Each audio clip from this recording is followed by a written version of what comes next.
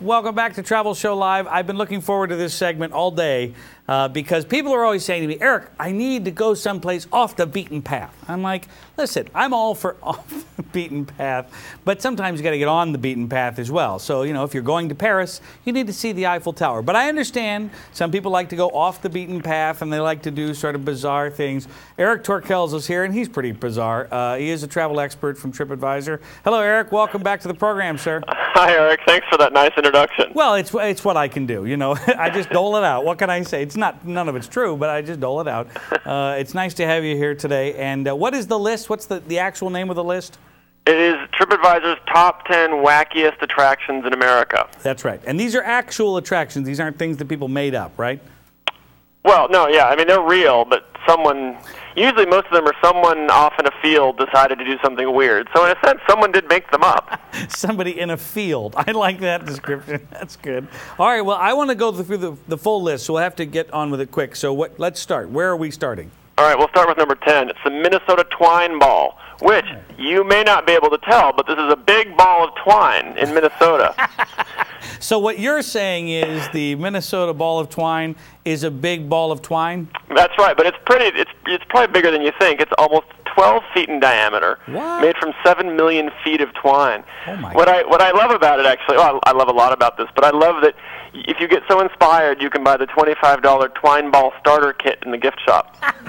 You can start your own 12-foot in diameter ball of twine. And look, if you have enough free time to actually go visit the Minnesota twine ball, you probably have enough time to make your own. I think you're probably right about that. All right, what's next? Extraterrestrial Highway in Nevada. This one's sort of a legitimate tourism attraction, depending on whether or not you believe in UFOs. Sure. But it's a big stretch of Route 375 in Nevada, and it's been renamed the Extraterrestrial Highway. And you see signs for warning you about alien encounters, and there's some tourism stuff around, like a little restaurant called the Little Ale Inn, which sort of sounds like Little Alien, depending on how you say it. Mm-hmm. I don't know. Yeah. Were you abducted on the highway? Was I? Yes. No, it's funny. I feel about this the way I do about ghosts, which is I've never seen a ghost nor an alien, and yet everybody I know who has seen a ghost, I actually don't know anybody who's seen an alien, but they believe it. So I feel like, Okay. Hey, it could happen. Yeah. All right. What's next? Stonehenge 2 in Kerrville, Texas. That's outside San Antonio. It's Stonehenge. It's made with real stones. Yeah. About 90% as wide as the original in England, and 60% as tall. And it's just like two guys had some rock and some time, and they went for it. Sure. Well, why not? It's adjacent to the Easter Islands. Yeah, it does. Yeah, it looks a little. Okay. Well, we're looking at a picture of it, Eric, here. And Yeah. They had extra stones, so they made a couple Easter Island statues too. Well, why not? All right. All right. What's next? The House on the Rock in Spring Green, Wisconsin. This is another legitimate one, but it's pretty weird in its way.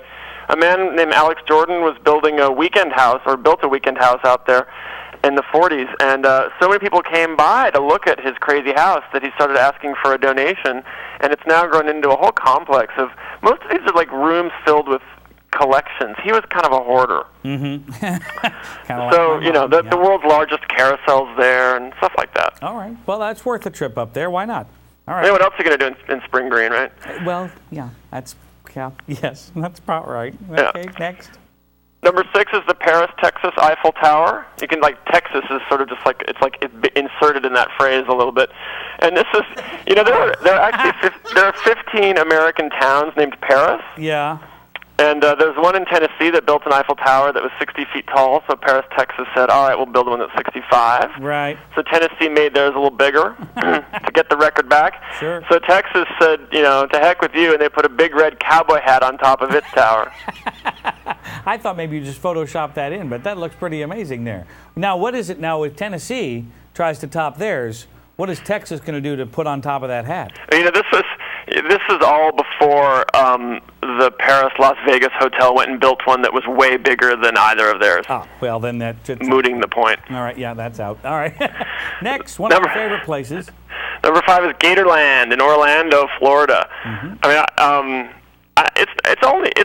to me it's what it sounds like. It's a place where you can go look at and even interact with lots of alligators. That's right. You can feed them raw hot dogs and stuff like that. Right. What strikes me as wacky about this one is that after learning about the gators and all that stuff, you can go to the gift shop and buy gator jerky.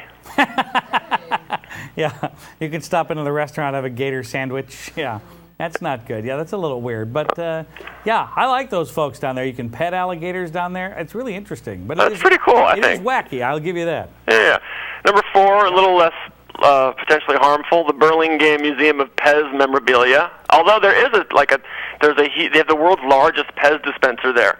And, you know, that could probably hurt you because it's like 7 feet tall. It's a snowman. Oh, wow. You imagine the piece of candy coming out. It'd be like the size of a Buick coming out of that thing. Yeah, I don't think you're going to get that in your mouth. No. I'm not sure yes. why you'd go to that, to tell you the truth. But, you know, you have to be really into Pez, I think. I think you have to be a Pez enthusiast. A Pez head. I think you got to be willing to get on a plane and go to this place and come back. I mean, you know, I'm sure, it's like anything. Anytime anybody has an obsession, it's interesting. Sure, and it's in California. Who doesn't love California? There you go. All right, what's next? Cadillac Ranch in Amarillo, Texas. This is a pretty famous thing. A lot of people, you've seen pictures of it. 10 graffiti-covered Cadillacs, pardon me, yeah. You know, buried halfway into the ground with their rear ends shooting up, just outside of Amarillo. Now, what do you do there? Do you just walk around and take your picture with it? Well, you definitely do that. I mean, but you can also, actually, a lot of people don't know, it's in sort of interactive work of art. You can bring spray paint and add to the graffiti. Oh, now that would be interesting. You can't do that at MoMA. No, you're not supposed to, but yeah. That's true. You can do it, but yeah. That's not good. Yeah, all right. Well, I would do that. You have to bring your own paint? I think so. Okay. All right. Well, that's fine. Number 2, they'll probably sell it to you. I mean, you know, heck. Number 2 is Carhenge, which is sort of like a combination of 2 of the things we've already talked about. Okay, really? It's like a Stonehenge made with cars that were painted gray. Where is this? Alliance, Nebraska. You got to have some space to do this kind of thing. Yes, you do, and lots of failed relationships, I think. But, well, it's all right. No, it's fine. Another man's art is another man's junk, whatever. Tourism attraction. Fine. All right, and what tops the list? Number 1 is it does top the list. It's the Toilet Seat Museum in Alamo Heights, Texas. Texas shows up a lot, and I'm not going to say anything about that. But honestly, Eric, do you know the picture we're seeing? Are you familiar with the photos? I don't think I am. No, I think this picture of the Toilet Seat Museum tops the list. There's the guy with his hands and his little apron. Yeah. Okay. Where is in Texas? You said? Just outside San Antonio. He has painted nearly 900 toilet seat lids. Did you go to this, Eric, or no? No. No. All right. I aspire to. Okay. Well, I think we're gonna have to do a little research into there. And you know why? Why? Because I'd like to know if they have a public restroom. They don't.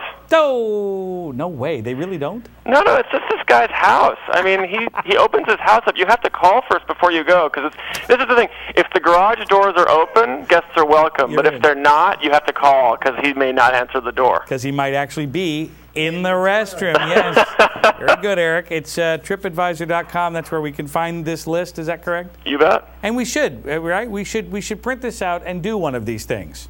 Because it would be a blast. Now, can you imagine, honestly, though, say, you know what, Eric and Eric are going on a road trip, and we're going to Texas to see that. That would be, people would be like, wow, you're crazy. We would have such a good time, though. It's the fun, silly stuff you remember the most from a trip. It's very true. I agree with you. Thank you for being here today. My pleasure. I got to get the muffins. I'll speak to you again soon, and we'll continue on Travel Show Live. Be right back.